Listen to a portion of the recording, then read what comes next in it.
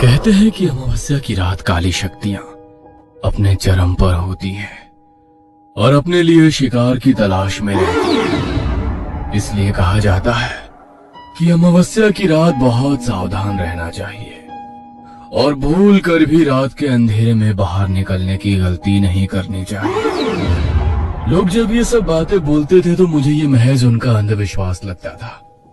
मुझे भूत प्रेत और उनसे जुड़ी कहानियों पर कभी विश्वास नहीं होता था।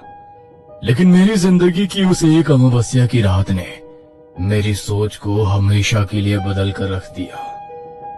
बात तब की है जब मैं 17 साल का था। गर्मियों के दिन थे। हम सब नानी के घर पर सीतामढ़ी रुकने गए हुए थे, जो बिहार में बसा हुआ एक छोटा सा गांव है। मैं, माँ और हमारे साथ मेरा छोटा भाई नितिन और छोटी बहन नीति भी थी। शाम के समय हम सब मिलकर घर के आंगन में खेल रहे थे। तभी मामी अपने हाथ में पूजा की थाली लेकर आई। उन्होंने घर की चौखट के बाहर जाकर दीवार और दरवाजे पर हल्दी के कुछ टीके लगाए और अपने हाथ पर हल्दी लगाकर दीवार पर उसकी छाप लगा दी। मुझे कुछ समझ नहीं आया तो मैंने मामी से पूछा, अरे मामी, ये आप क्या कर रही हो? घर के बाहर ये हल्दी के टीके क्यों लगा रही हो? तभी नानी अपनी लाठी के सहारे चलती हुई आंगन में आई। बेटा, आज रात अमावस की रात है। गांव में आज की रात काली शक्तियां भटकती रहती हैं, इसीलिए घर की सुरक्षा के लिए सब गांव वाले अपने घर के बाहर ये हल्दी के टीके लगाते हैं ताकि किसी भी काली शक्ति का साया घर पर ना पड़े। क्या नानी, आप भी दुनिया कहां से कहां पहुंच गई है और आप अभी भी इन मनगढ़ंत बातों पर विश्वास करते हो? शहरों में तो कोई ऐसा कुछ नहीं करता, लेकिन फिर भी वहाँ ऐसा कुछ नहीं होता। लेकिन ये गांव है बेटा, यहाँ पर ये सब चीजें बहुत आम है। चलो अब तुम अंदर जाओ और सुबह होने तक अब कोई भी घर के बाहर नहीं निकलेगा। मुझे उस समय उन सब की बातें मंदगढ़ंत लग रही थी, लेकिन मैं बड़े लोगों से बहस भी क्या करता, इसलिए चुपचाप अंदर कमरे में चला गया। मामा जी भी उस दिन सूरज ढलते ही घर आ गए। गली के बच्चे जहाँ रात तक गली में खेलते रहते थे, आज शाम के 7 बजे ही वो गली भी एकदम सुनसान हो गई। गांव के लोग भी ना कितने डरपोक होते हैं। अमावस्या की रात की फालतू अफवाहों से सब अपने घरों में छिपकर बैठ गए। नहीं समीर भैया, ये सब अफवाहें नहीं है। गांव के बहुत से लोगों ने अमावस की रात को चुड़ैल, प्रेतों और डायनों को गांव में भटकते हुए देखा है। और हमारे घर के सामने वो जो पीपल का पेड़ है, सतीश काका ने तो पिछले साल अमावस की रात को उस पेड़ पर चुड़ैल को देख लिया था। उसके बाद उनकी जो हालत खराब हुई, पूरे 1 महीने में जाकर अपने बिस्तर से उठ पाए थे। अच्छा, तब तो अब मैं भी उस चुड़ैल को देखूंगा। मैं भी तो देखूं वो चुड़ैल तुम्हारे गांव वालों को ही दिखाई देती है या मुझे भी दिखेगी। आज रात में छत पर सोऊंगा और देखूंगा कि मुझे कोई चुड़ैल दिखती है या नहीं। वीर मेरे मामा जी का बेटा था। उसने मुझे समझाने की बहुत कोशिश की, लेकिन मुझे तो बस सबको झूठा साबित करना था। इसलिए मैंने छत पर सोने की जिद बांध ली। देखो भैया, मैं नहीं चाहता कि आपको कुछ हो। अगर आप मेरी बात नहीं मानोगे तो मैं सबको बता दूंगा, फिर कोई आपको छत पर नहीं जाने देगा। वीर की इस बात से मैं समझ गया कि अगर इसके सामने मैं छत पर गया तो कोई मुझे छत पर जाने नहीं देगा। अच्छा ठीक है, नहीं जाऊंगा मैं छत पर, तू निश्चिंत रह। मैंने वीर को ऐसा विश्वास दिलाया और उसके साथ कमरे में जाकर सोने की एक्टिंग करने लगा। उसी कमरे में हमारे साथ मेरा छोटा भाई नितिन भी सोया हुआ था। थोड़ी देर बाद वो दोनों बातें करते करते गहरी नींद में सो गए। मैंने अपना फोन लिया और चुपके से दबे पांव सीढ़ियों से होता हुआ एक चटाई लेकर छत पर चला गया। मैंने छत पर चटाई बिछाई और उस पर लेट गया। मेरा चेहरा गली की तरफ था। छत पर जो 4 दीवारें बनी हुई थी, उसमें बहुत सारे खाने बने हुए थे, जैसे अक्सर पहले के घरों में बने होते थे, जिससे बाहर का नजारा बिल्कुल साफ दिखाई देता था। रात अमावस्या की थी तो चांद की कोई रोशनी नहीं थी, लेकिन घर के सामने जो पीपल का पेड़ था, उसके नीचे बहुत सारे दिए जले हुए थे, जिन्हें गली मोहल्ले के लोगों ने ही जलाया था। मैं बहुत देर तक एकटक उसी पीपल के पेड़ की तरफ देखता रहा, लेकिन मुझे कुछ भी दिखाई नहीं दिया। तो मैं बोर होकर अपने फोन में गेम खेलने लगा। मुझे छत पर आए लगभग 1 घंटा बीत गया था। रात के लगभग 1:30 बज गए थे। मुझे हल्की हल्की ठंड लगनी शुरू हुई, तो मैंने सोचा कि नीचे चला जाता हूँ। मैं चटाई से उठने ही वाला था कि तभी मुझे लगा कि मेरे पीछे से अभी अभी कोई चल कर गया है। मुझे लगा कि शायद नीचे किसी को मेरे छत पर होने का पता चल गया है और शायद मामा जी मुझे बुलाने के लिए छत पर आए हैं। मैं पीछे मुड़ा, लेकिन देखा कि छत पर तो कोई है ही नहीं। तभी मुझे सोचने लगा कि इस बार फिर से कोई तेजी से चलता हुआ मेरे पीछे से गुजर रहा है। मैं जैसे ही पीछे मुड़ा तो मुझे लगा कि अभी यहाँ पर कोई था जो अचानक से कहीं गायब हो गया। मैं हक्का बक्का डर गया। मेरे दिल की धड़कन भी तेज हो गई थी। एक बार तो मैंने सोचा कि मैं नीचे चला जाऊं। मेरी वहां से हिलने की भी हिम्मत नहीं हो रही थी, लेकिन फिर भी मैं हिम्मत करते हुए उठने के लिए मुड़ा। तभी मेरी नजर सामने की सीढ़ियों पर पड़ी। अंधेरे में कुछ साफ दिखाई तो नहीं दिया, लेकिन मैं जानता हूँ कि वहां पर कोई खड़ा था। वो कोई परिवार वाला नहीं था। अपने चेहरे पर हाथ रखकर वो अपनी हंसी दबाने की कोशिश कर रहा था, लेकिन उसकी हंसी की एक भयानक आवाज धीमी धीमी मेरे कानों में पड़ रही थी। उसे देखकर मेरे रोंगटे खड़े हो गए। मैं इस हद तक डर चुका था कि मुझे ऐसा लग रहा था जैसे मेरी मौत आज मेरे सामने खड़ी है। मैंने डर के मारे अपनी आंखें बंद कर ली और धीरे धीरे मेरे कानों में पड़ रही वो हंसी की आवाज भी शांत हो गई।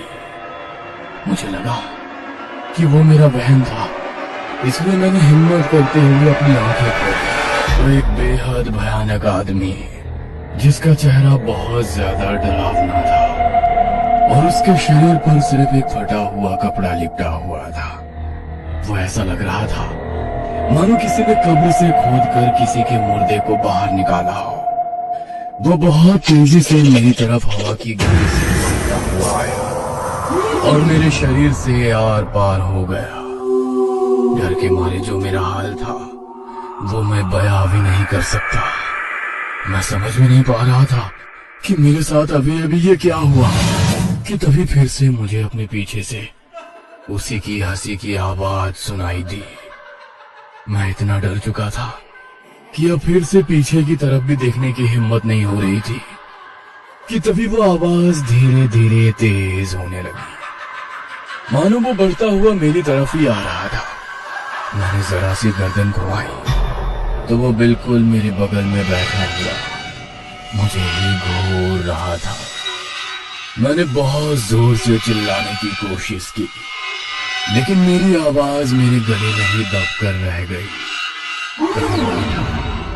और छत की दीवार की तरफ भागता हुआ छत से नीचे कूद गया। इससे पहले कि मैं इस सदमे से उभर पाता, तभी मुझे गली की तरफ से पायलों की आवाज सुनाई दी। मैंने मुड़कर गली की तरफ देखा तो मेरा ध्यान सीधे पीपल के पेड़ पर पड़ा।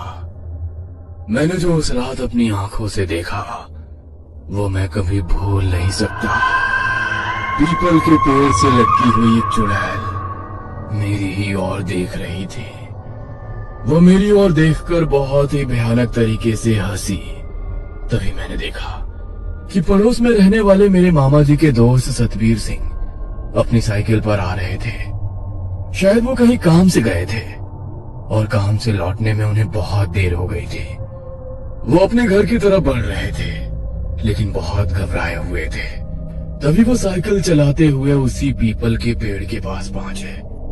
मैंने देखा कि अब वो चुड़ैल वहां पर नहीं है, पर सतबीर मामा जी को वहां पर देखकर मेरी रूह कांप रही थी। मैं जानता था कि वो मामा जी को नुकसान जरूर पहुंचाएगी। मैंने डर के मारे कुछ पलों के लिए अपनी आंखें झपका ली, लेकिन जब दोबारा आंखें खोलकर देखा तो ना तो वहां पर सतबीर मामा जी थे और ना ही वो चुड़ैल पेड़ पर लटकी हुई थी। मुझे लगा कि अब सब कुछ बिल्कुल शांत हो गया है और सतबीर मामा जी भी अपने घर पहुंच गए हैं। मैं थोड़ा निश्चिंत हो गया, लेकिन तभी मुझे गली से एक अजीब सी आवाज सुनाई दी। मैंने चार दीवारी के उन खानों से पीछे गली की तरफ देखा तो वही चुड़ैल अपने हाथ में किसी के मांस का टुकड़ा लिए खाती हुई भाग रही थी। उस मांस के टुकड़े से खून गिरकर नीचे फैल रहा था। उसने मुझे भयानक तरीके से हंसते हुए देखा और मानो तेजी से दौड़ती हुई हमारे घर की तरफ आने लगी। मैं इससे ज्यादा बर्दाश्त नहीं कर सकता था, इसलिए डर के मारे मैं वहीं बेहोश हो गया। तभी थोड़ी देर बाद मेरे कानों में किसी की आवाज पड़ी। वो आवाज मेरी छोटी बहन नीति की थी। उसकी आवाज सुनकर मेरी आंख खुल गई। मैंने समय देखा तो 3 बज रहे थे। मैंने गली की तरफ देखा तो वो चुड़ैल अभी भी पेड़ पर उल्टी लटकी हुई मेरी तरफ देख रही थी। नीति ने मेरी तरफ देखते हुए मुझसे कहा, आप पूरी रात छत पर ही सो रहे थे क्या भैया?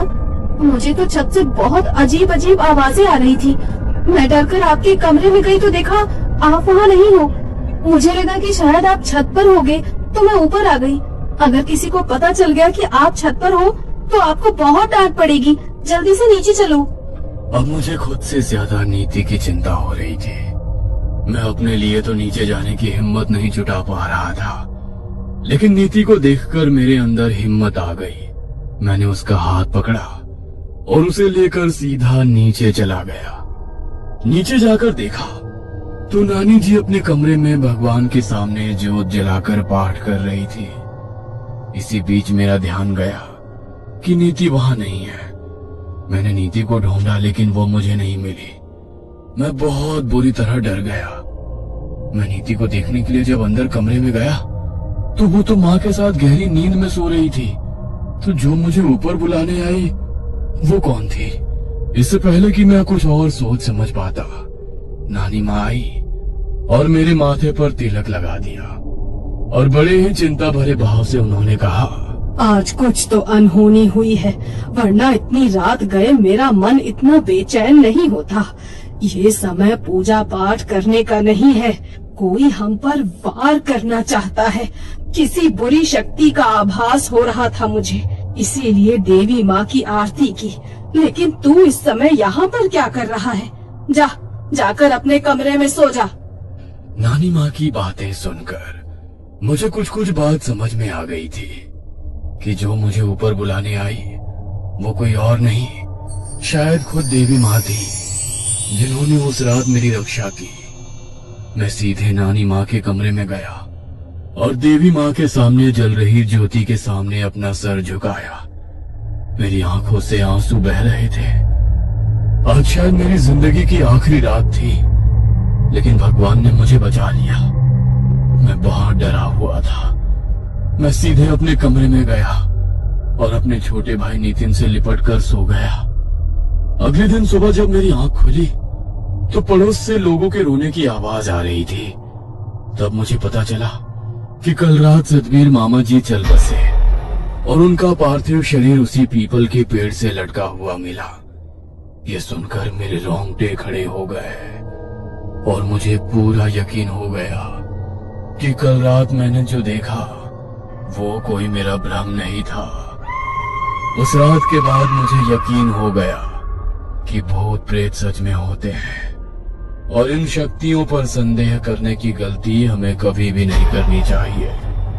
मैं उस रात के बाद फिर कभी अमावस्या के समय अपने नाना जी के गांव नहीं गया, लेकिन अभी भी जब भी कभी मैं वहां पर जाता हूँ तो वही अमावस्या की रात मेरी आंखों के सामने घूमने लगती है।